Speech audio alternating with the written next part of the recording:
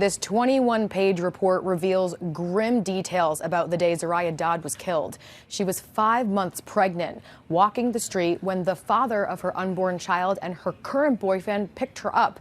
And just before she was killed, she sent a text to a friend that she was afraid. 16-year-old Zariah Dodd was 22 weeks pregnant. The father of her unborn baby was 36 years old, and she was terrified. Zariah lived in a group home in Arizona. She had bounced between 20 different homes throughout her short life, but this time was different. This time, she knew she was in real danger.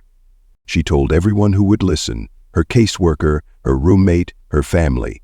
"He has a gun," she said. "He'll hurt me if I don't do what he says." But here's the shocking part. The adults who were supposed to protect her didn't act fast enough. On July 4th, Zariah walked out of her group home. She texted her roommate just one word: afraid. The next morning, her body was found in a Phoenix park. She had been shot in the head.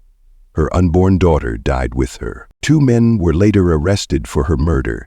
One of them was the father of her baby. The other was just 18 years old. But this story isn't just about a murder. It's about a broken system that failed a pregnant teenager who begged for help. Welcome to Crazy Dark Files. Right now, there are thousands of children like Zariah who are living in foster care and group homes. If you want to help spread awareness about the abuse and the system failures that cost innocent lives, then please like this video, share it, and subscribe to this channel. Your action now could help protect another vulnerable child who might be crying out for help, just like Zariah did. Because what you're about to hear is both terrifying and pathetic. Zariah Dodd was just 16 years old when she died, but her life had already been filled with more pain and instability than most people experience in a lifetime. From a very young age, Zariah was part of Arizona's foster care system. She moved from home to home, never staying in one place long enough to feel safe or loved. By the time she reached her final placement, she had lived in over 20 different homes. 20 homes. Think about that for a moment. Most of us can barely remember moving once or twice as kids. Zariah had to pack her belongings and start over 20 times before she turned 16. Each move meant new rules, new faces, and new disappointments. She never knew if the next home would be better or worse than the last. All she wanted was what every child deserves: a place to belong. In April 2025, Zariah was placed at Sunshine Residential, a group home in Surprise, Arizona. This wasn't just any group home. It was specifically designed for pregnant and parenting teens. You see, Zariah was already pregnant when she arrived there. She was carrying the baby of a 36-year-old man named Gerald Davis.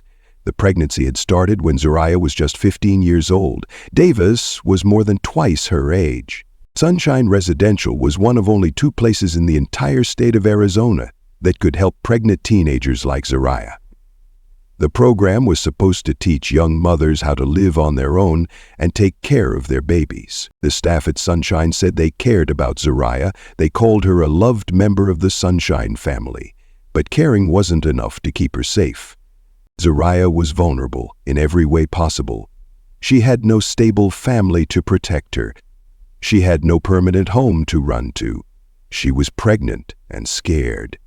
And the man who got her pregnant was someone she feared. All Zariah wanted was what she had never really had: safety and stability. Instead, she found herself trapped in a nightmare that would soon cost her everything. Her story shows us how easily young people can fall through the cracks of a system that's supposed to protect them. Now let's talk about the man who would destroy Zariah's life: Gerald Davis. Davis was 36 years old when he got 16-year-old Zariah pregnant.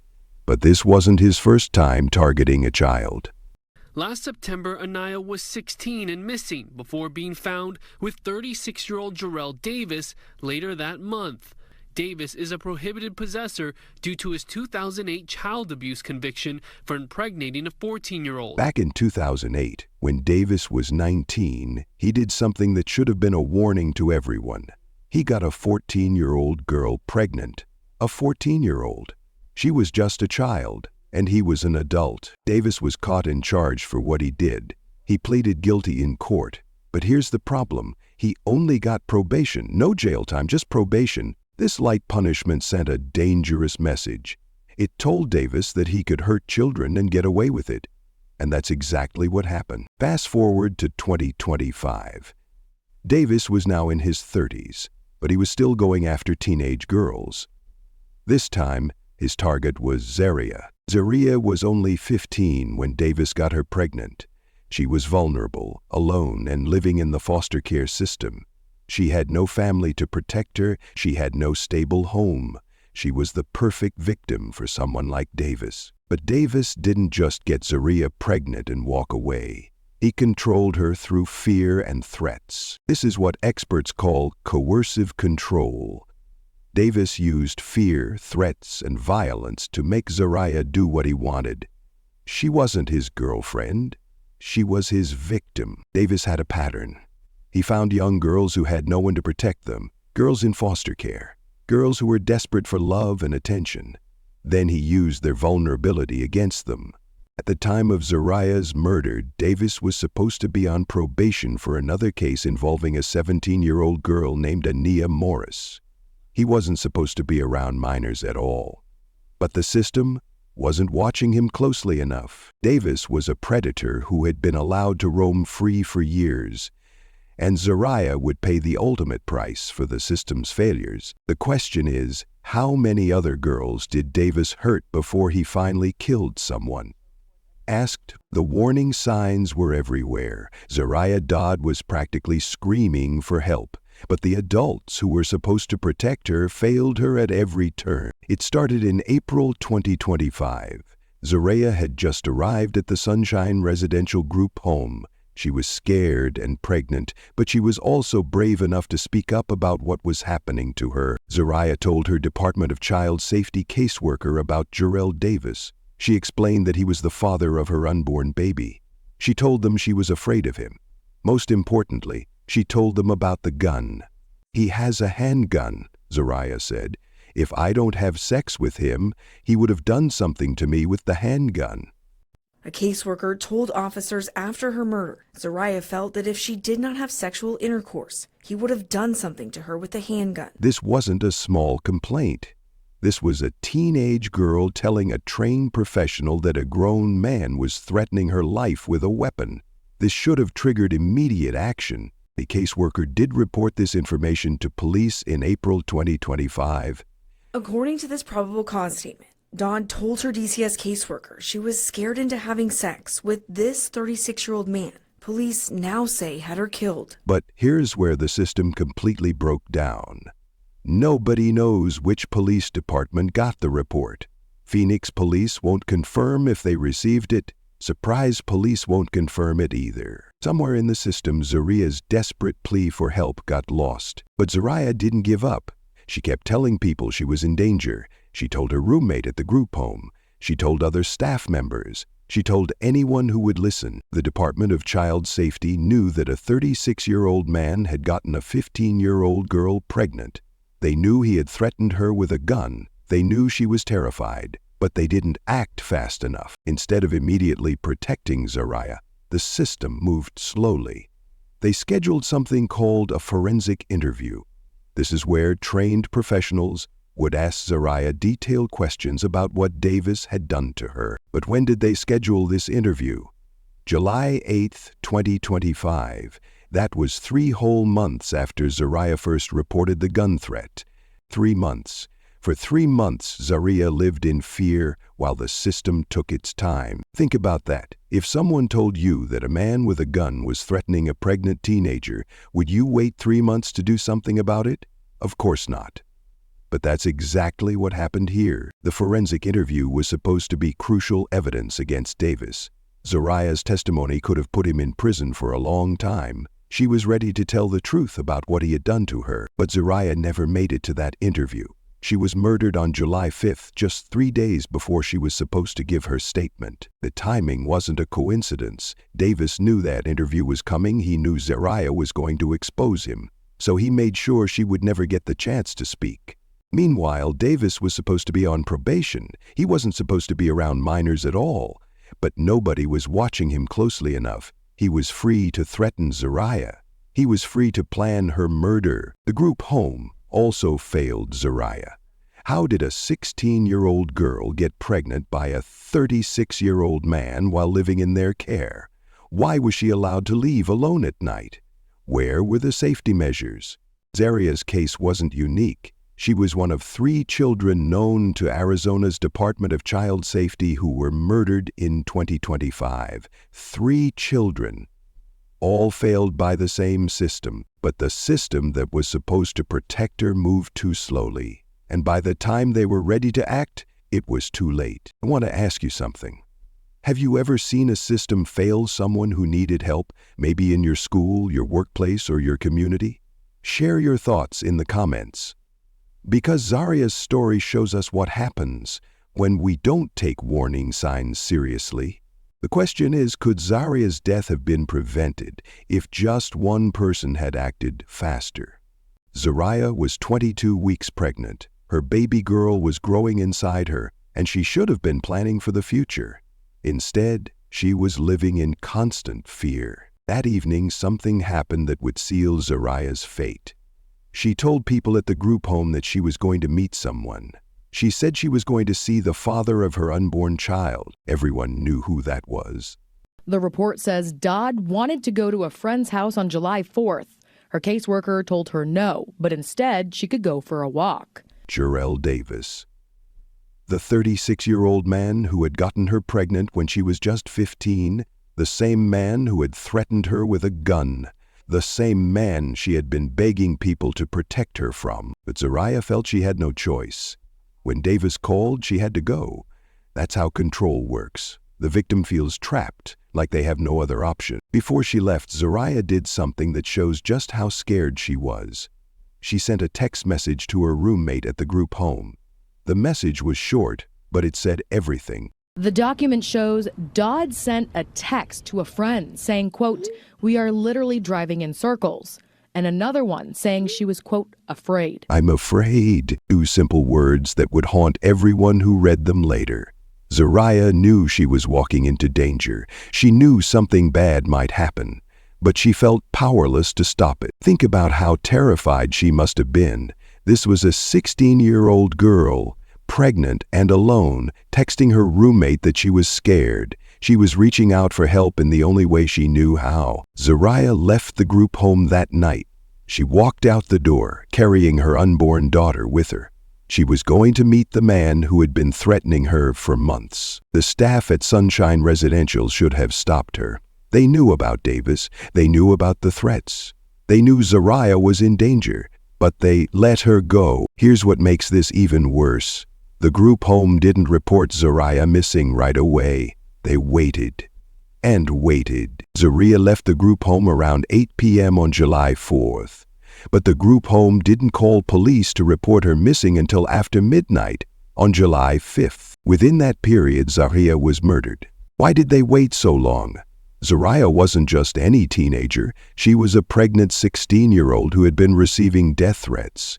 She should have been watched more carefully. But the group home treated her disappearance like she was just another runaway. They didn't understand the danger she was in. Or maybe they did understand, but they didn't act fast enough. By the time they finally called police, it was too late. Zariah was already dead. Those final hours of July 4th were Zariah's last moments of life. She spent them afraid, alone, and walking toward the man who would kill her. The system had failed her one final time. The morning of July 5th, 2025 started quietly in Phoenix, Arizona. But at around 6 a.m., someone made a discovery that would shock the entire community. In Merrowview Park, near 59th Avenue and Thomas Road, a woman's body was found. She had been shot in the head. She was young, and she was clearly pregnant. The Phoenix Police Department arrived at the scene immediately. They secured the area and began processing evidence. But they didn't know who the victim was yet. The body belonged to a teenage girl, but she had no identification with her. The police would have to use other methods to figure out who she was. What made this case even more tragic was that 2 lives had been lost, not just one. The victim was pregnant, and her unborn baby had died with her. This wasn't just a murder. It was a double murder. The investigation began right away. Detectives started gathering evidence from the crime scene. They looked for anything that could tell them who did this and why. Meanwhile, the group home staff at Sunshine Residential were getting worried. Zariah Dodd had been missing since the night before. They had reported her as a runaway, but now they were starting to fear the worst. The police had a body, but they needed to confirm who it was. In cases like this, they often use dental records to identify victims. Dental records are unique to each person, like fingerprints. It took 5 days to get the confirmation everyone was dreading. On July 10th, dental records proved that the body found in Maraview Park was indeed Zariah Dodd. The 16-year-old girl who had begged for help was dead. The baby girl she was carrying was dead too. Both lives had been cut short by a single gunshot to the head. The news hit the community hard. Zariah's former caregiver, Richelyn Fox, spoke about the family's grief. "It's sick that you will take another child's life because you don't want the truth to come out," she said. But who had killed Zariah? And why? The police knew this wasn't a random crime. Someone had targeted Zariah specifically. Someone who knew she was pregnant. Someone who knew she was scheduled to give testimony that could put them in prison. The investigation was just beginning, but detectives already had a good idea of where to look first. The hunt for Zariah's killer was about to begin. For nearly a month after Zariah's murder, Phoenix police worked around the clock to find her killer. They knew this wasn't a random crime. Someone had specifically targeted a pregnant 16-year-old girl just days before she was supposed to testify against her abuser. The investigation focused on the people in Zariah's life. Who had reason to want her dead? Who knew about her scheduled forensic interview? Who had threatened her before? All roads led back to Jarrell Davis. Davis was the father of Zariah's unborn baby. He was the man who had threatened her with a gun. He was the one who would face serious prison time if Zariah testified against him. He had the strongest motive to silence her forever. But as detectives dug deeper, they discovered something shocking. Davis hadn't acted alone. On August 1st, 2025, police made 2 arrests that would change everything.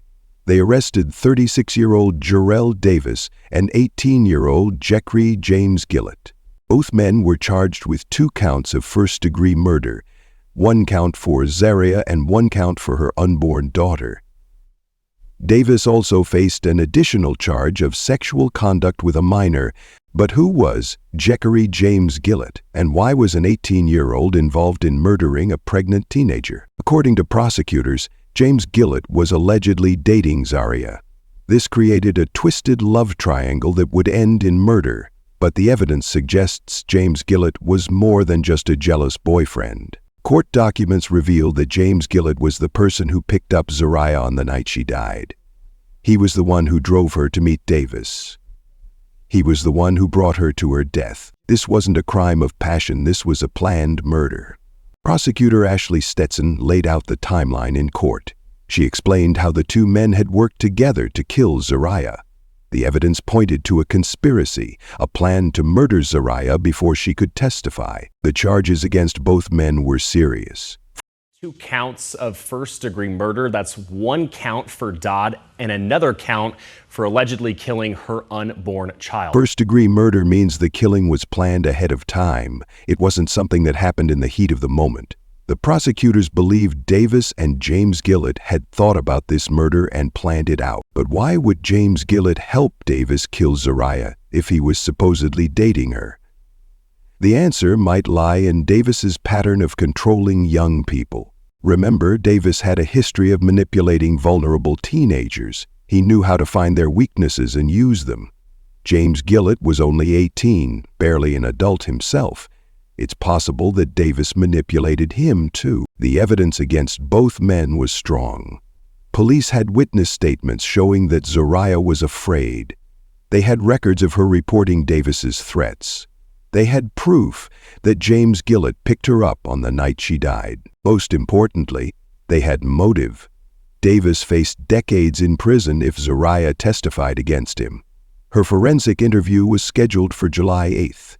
She was murdered on July 5th, just 3 days before she could tell her story. The timing wasn't a coincidence. Davis knew that interview was coming. He knew Zariah would expose what he had done to her, so he made sure she would never get the chance to speak. The involvement of 2 suspects made the case even stronger for prosecutors.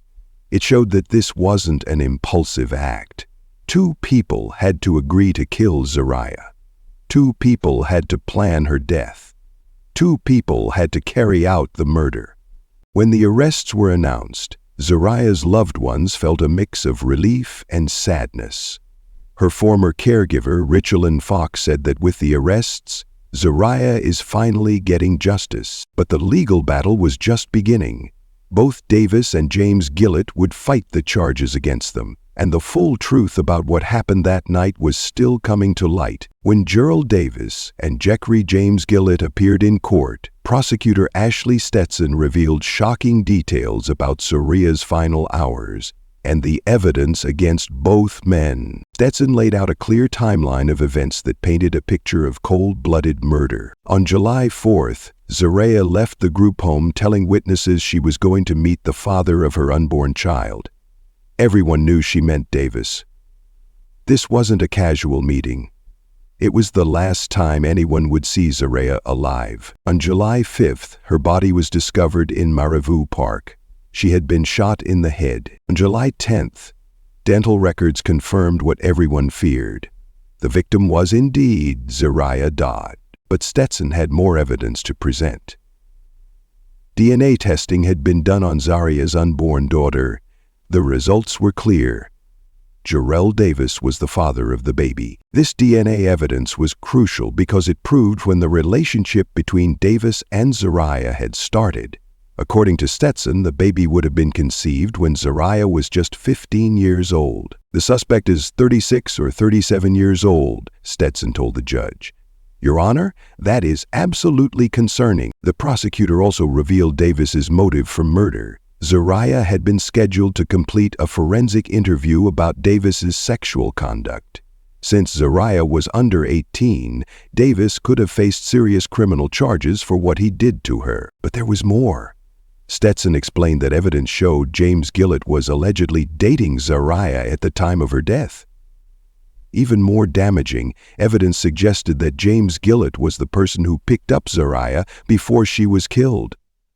This meant James Gillett had directly helped deliver Zariah to her death. The judge took the charges seriously. Both Davis and James Gillett were given bonds of $1 million each. But this wasn't regular bond. It was cash only. Both men are currently being held inside the Maricopa County Jail on $1 million cash-only bonds. That meant they would need to pay the full $1 million up front, not just 10% like normal bonds. The judge also ordered that if either man somehow posted bond, they could have no contact with witnesses, victims, complainants, or each other. Both men were scheduled to appear in court again on August 7th at 8:30 in the morning. The courtroom revelations showed just how planned this murder was. Davis had a clear motive. He needed to silence Zariah before she could testify against him. And James Gillett had helped him do it. The evidence was mounting against both men, and the case was far from over. Zariah's murder exposed serious problems in Arizona's child protection system. Her death wasn't just the result of 2 killers. It was the result of multiple system failures. The biggest failure involved Jarrell Davis's probation.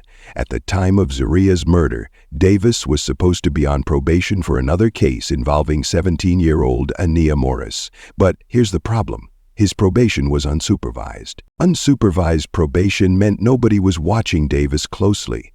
He was supposed to stay away from minors, but no one was checking to make sure he followed the rules.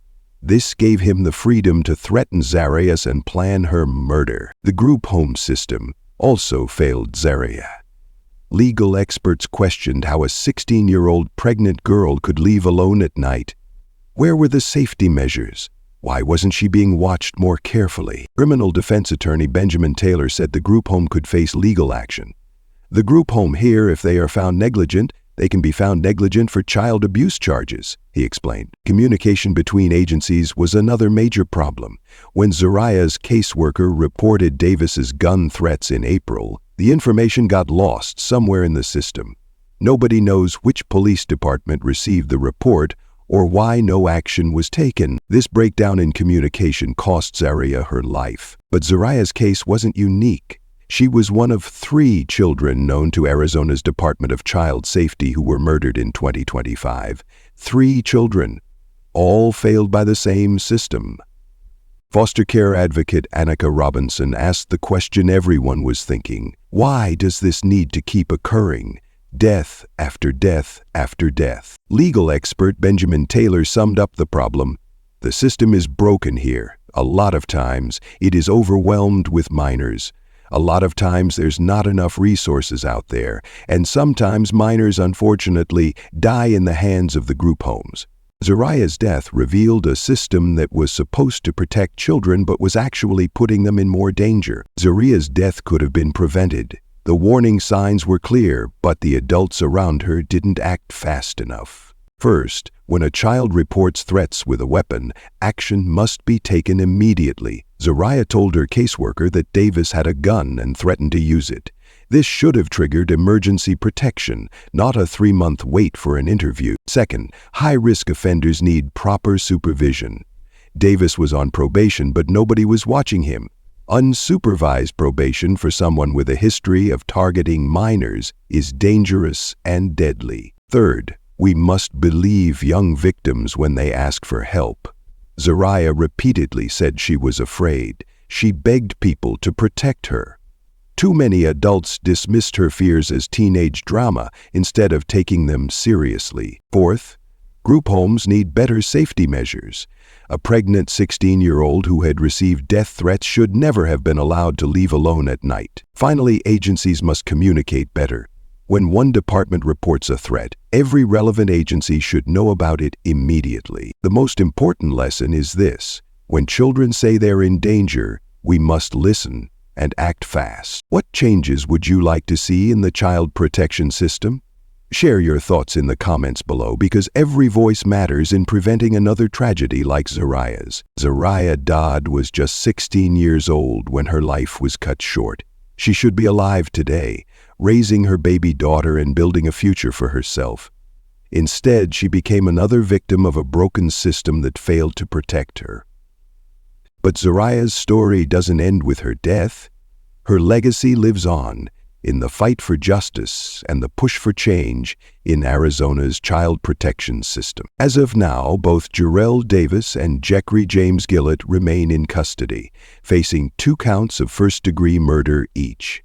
They are being held on $1 million cash bonds while they await trial. The legal process will continue, and hopefully justice will be served for Zariah and her unborn daughter. Zariah's former caregiver, Richelyn Fox, said it best: "It's sick that you will take another child's life because you don't want the truth to come out. But now the truth is coming out, and people are demanding answers." The Department of Child Safety is reviewing whether the group home followed all licensing rules. Advocates are pushing for better protection of vulnerable children, and Zariah's story is forcing people to ask hard questions about how we protect our most vulnerable young people. Zariah deserved better. Every child in the system deserves better. If this story moved you, please hit the like button and subscribe to our channel. Share this video to help spread awareness about the failures that led to Zariah's death. And most importantly, keep talking about cases like this, because silence allows these tragedies to continue. Justice for Zariah means making sure no other child suffers the same fate.